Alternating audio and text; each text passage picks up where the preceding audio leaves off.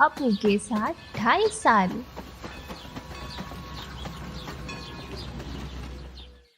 पथियर Panchali film की shooting का काम 2.5 साल तक चला था।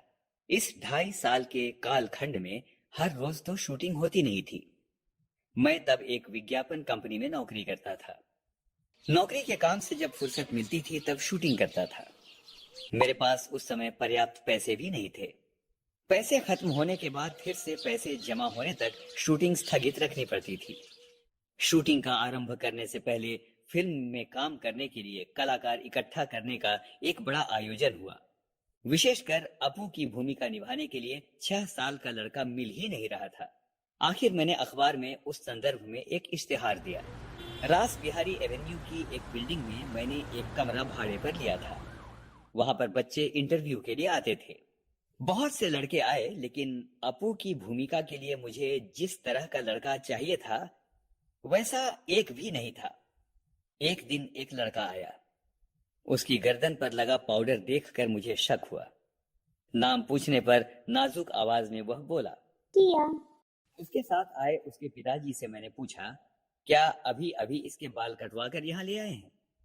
वे सज्जन पकड़े गए। सच छिपा नहीं सके। बोले, असल में यह मेरी बेटी है। अपू की भूमिका मिलने की आशा से इसके बाल कटवा कर आपके यहाँ ले आया हूँ। विज्ञापन देकर भी अपू की भूमिका के लिए सही तरह का लड़का न मिलने के कारण मैं तो बेहाल हो गया। आखिर एक दिन मेरी पत्नी छत से नीचे आकर मुझसे बोली, पास वाले मकान की छत पर एक लड़का देखा, जरा उसे बुलाइए तो। आखिर हमारे पड़ोस के घर में रहने वाला लड़का सुबीर बनर्जी ही पथेर पांचाली में अपू बना। फिल्म का काम आगे भी 2.5 साल तक चलने वाला है। इस बात का अंदाजा मुझे पहले नहीं था, लेकिन जैसे जैसे दिन बीतने लगे वैसे वैसे मुझे डर लगने लगा। अपू और दुर्गा की भूमिका निभाने वाले बच्चे अगर ज्यादा बड़े हो गए तो फिल्म में वह दिखाई देगा, लेकिन मेरी खुशकिस्मती से उस उम्र में बच्चे जितने बढ़ते हैं उतने अपू और दुर्गा की भूमिका निभाने वाले बच्चे नहीं बढ़े। इंदिरा ठाकरोन की भूमिका निभाने वाली 80 साल की उम्र की चुन्नी बाला देवी 2.5 साल तक काम कर सकी, यह भी मेरे लिए सौभाग्य की बात थी। शूटिंग की शुरुआत में ही एक गड़बड़ हो गई। अपू और दुर्गा को लेकर हम कलकत्ता से 70 मील पर पालसेट नाम के एक गांव में आए। वहां रेल लाइन के पास काश फूलों से भरा एक मैदान था। अपू और दुर्गा पहली बार रेलगाड़ी देखते हैं। इस सीन की शूटिंग हमें करनी थी। यह सीन बहुत ही बड़ा था। एक दिन में उसकी शूटिंग पूरा होना नामुमकिन था। कम से कम 2 दिन लग सकते थे। पहले दिन जगध्यात्री पूजा का त्योहार था। दुर्गा के पीछे दौड़ते दौड़ते अपू काश फूलों के वन में पहुंचता है। सुबह शूटिंग करके शाम तक हमने सीन का आधा भाग चित्रित किया। निर्देशक, छायाकार, छोटे अभिनेता, अभिनेत्री, हम सभी इस क्षेत्र में नवागत होने के कारण थोड़े बौराए हुए ही थे। बाकी का सीन बाद में चित्रित करने का निर्णय लेकर हम घर पहुंचे। 7 दिन बाद शूटिंग के लिए उस जगह गए तो वह जगह हम पहचान ही नहीं पाए। लगा ये कहाँ आ गए हैं हम? कहाँ गए वे सारे काश फूल? बीच के 7 दिनों में जानवरों ने वे सारे काश फूल खा डाले थे। अब अगर हम उस जगह बाकी आधे सीन को शूटिंग करते तो पहले सीन के साथ उसका मेल कैसे बैठता? उसमें से कंटिन्यूटी नदारद हो जाती। उस सीन के अगले अंश की शूटिंग हमने उसके अगले साल शरद ऋतु में, जब वह मैदान फिर से काश फूलों से भर गया, तब की। उसी समय रेलगाड़ी के भी शॉट्स लिए, लेकिन रेलगाड़ी के इतने शॉट्स थे कि एक रेलगाड़ी से काम नहीं चला। एक के बाद एक 3 रेलगाड़ियों को हमने शूटिंग के लिए इस्तेमाल किया। सुबह से लेकर दोपहर तक जितनी रेलगाड़ियां उस लाइन पर से जाती हैं, यह पहले ही टाइम टेबल देखकर जान लिया था। हर दिन एक ट्रेन एक ही दिशा से आने वाली थी। जिस स्टेशन से वे रेलगाड़ियां आने वाली थी, उस स्टेशन पर हमारी टीम के अनिल बाबू थे। रेलगाड़ी स्टेशन से निकलते समय अनिल बाबू भी इंजन ड्राइवर की केबिन में चढ़ते थे, क्योंकि गाड़ी की शूटिंग की जगह के पास आते ही बॉयलर में कोयला डालना जरूरी था ताकि काला धुआं निकले। सफेद काश फूलों की पृष्ठभूमि पर अगर काला धुआं नहीं आया तो दृश्य कैसे अच्छा लगेगा? पथेर पांचाली फिल्म में जब यह सीन दिखाई देता है तब दर्शक पहचान नहीं पाते कि उस सीन में हमने 3 अलग अलग रेलगाड़ियों का इस्तेमाल किया है। आज के डीजल और बिजली पर चलने वाले इंजनों के युग में वह दृश्य उस प्रकार से हम चित्रित न कर पाते। आर्थिक अभाव के कारण बहुत दिनों तक हमें अलग अलग समस्याओं से जूझना पड़ा। एक उदाहरण देता हूँ। मूल उपन्यास में अपू और दुर्गा के भूलो नामक पालतू कुत्ते का उल्लेख है। गांव से ही हमने एक कुत्ता प्राप्त किया और वह भी हमसे ठीक बर्ताव करने लगा। फिल्म में दृश्य ऐसा है कि अपू की माँ सर्वजया अपू को भात खिला रही है। भूलो कुत्ता दरवाजे के सामने आंगन में बैठकर अपू का भात खाना देख रहा है। अपू के हाथ में छोटे तीर कमान हैं। खाने में उसका पूरा ध्यान नहीं है। वह माँ की ओर पीठ करके बैठा हुआ है। वह तीर कमान खेलने के लिए उतावला है। अपू खाते खाते ही कमान से तीर छोड़ता है और इसके बाद खाना छोड़कर तीर वापस लाने के लिए जाता है। सर्वजया बाएं हाथ में वह थाली और दाहिने हाथ में निवाला लेकर बच्चे के पीछे दौड़ती है, लेकिन बच्चे के भाव देखकर जान जाती है कि वह अब कुछ नहीं खाएगा। भूलो कुत्ता भी खड़ा हो जाता है। उसका ध्यान सर्वजया के हाथ में जो भात की थाली है उसकी ओर है। इसके बाद वाले शॉट में हमें ऐसा दिखाना था कि सर्वजया थाली में बचा भात एक गमले में डाल देती है और भूलो वह भात खाता है। लेकिन यह शॉट हम उस दिन नहीं ले सके क्योंकि सूर्य की रोशनी खत्म हुई और उसी के साथ हमारे पास जो पैसे थे वे भी खत्म हुए।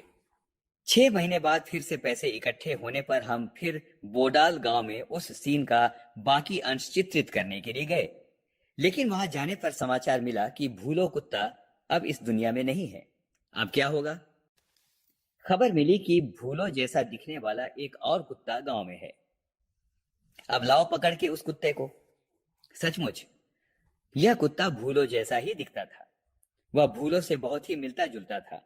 उसके शरीर का रंग तो भूलो जैसा बादामी था और उसके दुम का छोर भी भूलो के दुम की छोर की तरह सफेद था। आखिर यह फेंका हुआ भात उसने खाया और हमारे उस दृश्य की शूटिंग पूरी हुई।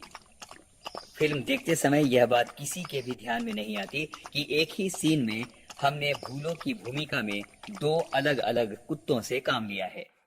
और अब कुत्ते के संदर्भ में ही नहीं, आदमी के संदर्भ से भी ऐसी समस्या से पथेर पांचाली की शूटिंग के दौरान उलझना पड़ा। श्रीनिवास नामक घूमते मिठाई वाले से मिठाई खरीदने के लिए अपू और दुर्गा के पास पैसे नहीं थे। वे तो मिठाई खरीद नहीं सकते, इसलिए अपू और दुर्गा उस मिठाई वाले के पीछे पीछे मुखर्जी के घर के पास जाते हैं। मुखर्जी अमीर आदमी हैं, वे तो मिठाई जरूर खरीदेंगे और उनका मिठाई खरीदना देखने में ही अपू और दुर्गा की खुशी है। उस दृश्य का कुछ अंश चित्रित होने के बाद हमारी शूटिंग कुछ महीनों के लिए स्थगित हो गई। पैसे हाथ आने पर फिर जब हम उस गांव में शूटिंग करने के लिए गए तब खबर मिली कि श्रीनिवास मिठाई वाले की भूमिका जो सज्जन कर रहे थे उनका देहांत हो गया है। अब पहले वाले श्रीनिवास का मिलता जुलता दूसरा आदमी कहां से मिलेगा? आखिर श्रीनिवास की भूमिका के लिए हमें जो सज्जन मिले उनका चेहरा पहले वाले श्रीनिवास से मिलता जुलता नहीं था, लेकिन शरीर से वे पहले श्रीनिवास जैसे ही थे। उन्हीं पर हमने दृश्य का बाकी अंश चित्रित किया। फिल्म में दिखाई देता है कि 1 नंबर श्रीनिवास बांसबंद से बाहर आता है और अगले शॉट में 2 नंबर श्रीनिवास कैमरे की ओर पीट करके मुखर्जी के घर के गेट के अंदर आता है। पथेर पंचाली फिल्म अनेक लोगों ने एक से अधिक बार देखी है, लेकिन श्रीनिवास के मामले में यह बात किसी के ध्यान में आई है ऐसा मैंने नहीं सुना। इस श्रीनिवास के सीन में एक ही शॉट के वक्त हम बिल्कुल तंग आ गए थे, वह भी उस भूलो कुत्ते की वजह से। छोटे से पुकुर के पार मिठाई वाला खड़ा है और इस पार अपने घर के पास अपू दुर्गा मिठाई वाले की ओर ललचाई नजर से देख रहे हैं। क्यों मिठाई खरीदेंगे? मिठाई वाले के इस सवाल का जवाब वे ना में देते हैं। तब मिठाई वाला मुखर्जी के घर की तरफ जाने लगता है। अपू दुर्गा से कहती है, चल हम भी जाएंगे। भाई बहन दौड़ने लगते हैं। उसी समय पीछे झुरमुट में बैठा भूलो कुत्ता भी छलांग लगाकर उनके साथ दौड़ने लगता है। हमें ऐसा सीन लेना था, लेकिन मुश्किल यह कि यह कुत्ता कोई हॉलीवुड का सिखाया हुआ नहीं था, इसीलिए यह बताना मुश्किल ही था कि वह अपू दुर्गा के साथ भागता जाएगा या नहीं। कुत्ते के मालिक ने हमसे कहा था, अपू दुर्गा जब भागने लगते हैं तब तुम अपने कुत्ते को उन दोनों के पीछे भागने के लिए कहना। लेकिन शूटिंग के वक्त दिखाई दिया कि वह कुत्ता मालिक की आज्ञा का पालन नहीं कर रहा है। कीमती फिल्म जाया हो रही थी और मुझे बार बार चिल्लाना पड़ रहा था, कट कट। अब यहाँ धीरज रखने के सिवा दूसरा कोई उपाय नहीं था। अगर कुत्ता बच्चों के पीछे दौड़ा तो ही वह उनका पालतू कुत्ता लग सकता था। आखिर मैंने दुर्गा से अपने हाथ में थोड़ी मिठाई छिपाने के लिए कहा और वह कुत्ते को दिखाकर दौड़ने को कहा। इस बार कुत्ता उनके पीछे भागा और हमें अपनी इच्छा के अनुसार शॉट मिला। पैसों की कमी के कारण बारिश का दृश्य चित्रित करने में बहुत मुश्किल आई थी। बरसात के दिन आए और गए, लेकिन हमारे पास पैसे नहीं थे, इस कारण शूटिंग बंद थी। आखिर जब हाथ में पैसे आए तब अक्टूबर का महीना शुरू हो गया था। शरद ऋतु में निरभ्र आकाश के दिनों में भी शायद बरसात होगी, इस आशा से मैं, अपू और दुर्गा की भूमिका करने वाले बच्चे, कैमरा और तकनीशियन को साथ लेकर हर रोज देहात में जाकर बैठा रहता था। आकाश में एक भी काला बादल दिखाई दिया तो मुझे लगता था कि बरसात होगी। मैं इच्छा करता वह बादल बहुत बड़ा हो जाए और बरसने लगे। आखिर एक दिन हुआ भी वैसा ही। शरद ऋतु में भी आसमान में बादल छा गए और धुआंधार बारिश शुरू हुई। उसी बारिश में भीगकर दुर्गा भागती हुई आई और उसने पेड़ के नीचे भाई के पास आसरा लिया। भाई बहन एक दूसरे से चिपट कर बैठे। दुर्गा कहने लगी, नेबूर पाता करम छा, हे वृष्टि धरे जा, यानी नींबू के पत्ते खट्टे हो गए हैं। हे बादल, अब घर आओ, वापस जाओ। बरसात, ठंड, अपू का बदन खुला। प्लास्टिक के कपड़े से ढके कैमरे को आंख लगाकर देखा तो वह ठंड लगने के कारण सिहर रहा था। शॉट पूरा होने के बाद दूध में थोड़ी सी ब्रांडी मिलाकर दी और भाई बहन का शरीर गर्म किया। जिन्होंने पथेर पंचाली फिल्म देखी है वे जानते ही हैं कि वह शॉट बहुत अच्छा चित्रित हुआ है। शूटिंग की दृष्टि से गोपाल ग्राम की तुलना में बोडाल गांव हमें अधिक उपयुक्त लगा। अपू दुर्गा का घर, अपू का स्कूल, गांव के मैदान, खेत, पुकुर, आम के पेड़, बांस के झुरमुट, ये सभी बातें बोडाल गांव में और आसपास हमें मिली। अब उस गांव में बिजली आ गई है, पक्के घर, पक्के रास्ते बने हैं। उस जमाने में वे नहीं थे। उस गांव में हमें बहुत बार जाना पड़ा, बहुत बार रहना भी पड़ा, इसलिए वहाँ के लोगों से भी हमारा परिचय हुआ। उन लोगों में एक बहुत अद्भुत सज्जन थे, उन्हें हम सुबोध दा कहकर पुकारते थे। वे 60-65 साल के थे। उनका माथा गंजा था। वे अकेले ही एक झोपड़े में रहते और दरवाजे पर बैठकर खुद ही से कुछ न कुछ बड़बड़ाते रहते थे। हम उस गांव में एक फिल्म की शूटिंग करने वाले हैं, यह जानकर वे गुस्सा हो गए। हमें देखने पर वे चिल्लाते, फिल्म वाले आए हैं, मारो उनको लाठियों से।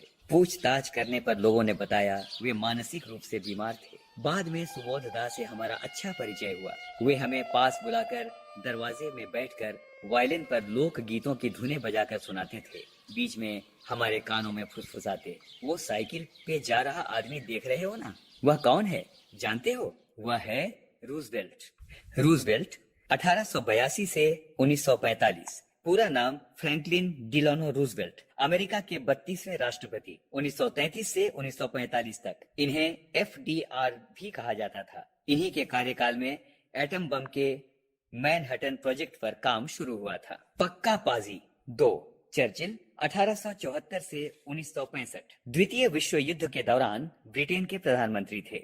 1953 में इन्हें साहित्य का नोबेल पुरस्कार भी मिला था। और एक था हिटलर 1889 से 1945, जर्मनी के तानाशाह चांसलर 1933 से 1945 तक तथा नाजी पार्टी के लीडर थे। तो एक था अब्दुल गफ्फार खान 1890 से 1988। वे पख्तूनों यानी अफगानों के नेता थे और भारत और पाकिस्तान के विभाजन के खिलाफ थे, जिसके कारण उन्हें अपना अंतिम समय पाकिस्तान की जेल में गुजारना पड़ा। इन्हें सीमांत गांधी के नाम से भी जाना जाता है। सभी उनके मतानुसार पाजी थे, उनके दुश्मन थे। हम जिस घर में शूटिंग करते थे उसके पड़ोस में एक धोबी रहता था।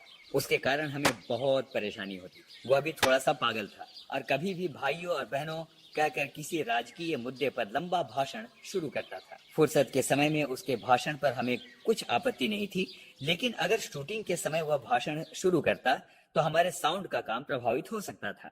उस धोबी के रिश्तेदारों ने अगर हमारी मदद न की होती तो वह धोबी सचमुच ही एक सिर दर्द बन जाता। जिस घर में हम पाथेर पंचाली की शूटिंग करते थे वह घर हमें एकदम ध्वस्त अवस्था में मिला था। उसके मालिक कलकत्ता में रहते थे। उनसे हमने वह घर शूटिंग के लिए भाड़े पर लिया था। उस घर की मरम्मत करके उसे शूटिंग के लिए ठीक ठाक करवाने में हमें लगभग 1 महीना लगा। उस घर के एक हिस्से में एक के पास एक कुछ ऐसे कमरे थे, वे हमने फिल्म में नहीं दिखाए। उन कमरों में हम अपना सामान रखा करते थे। एक कमरे में रिकॉर्डिंग मशीन लेकर हमारे साउंड रिकॉर्डिस्ट भूपेन बाबू बैठा करते थे। हम शूटिंग के वक्त उन्हें नहीं देख सकते थे, फिर भी उनकी आवाज सुन सकते थे। हर शॉट के बाद हम उनसे पूछते, साउंड ठीक है ना? भूपेन बाबू इस पर हाँ या ना में जवाब देते। एक दिन शॉट के बाद मैंने साउंड के बारे में उनसे सवाल किया, लेकिन कुछ भी जवाब नहीं आया। फिर एक बार पूछा, भूपेन बाबू साउंड ठीक है ना? इस पर भी जवाब ना आने पर मैं उनके कमरे में गया तो देखा कि एक बड़ा सा सांप उस कमरे की खिड़की से नीचे उतर रहा था। वह सांप देखकर भूपेन बाबू सहम गए थे और उनकी बोलती बंद हो गई थी। वह सांप हमने वहां आने पर कुछ ही दिनों के बाद देखा था। उसे मार डालने की इच्छा होने पर भी स्थानीय लोगों के मना करने पर हम उसे मार नहीं सके। वह वास्तु सर्प था और बहुत दिनों से वहां रह रहा था।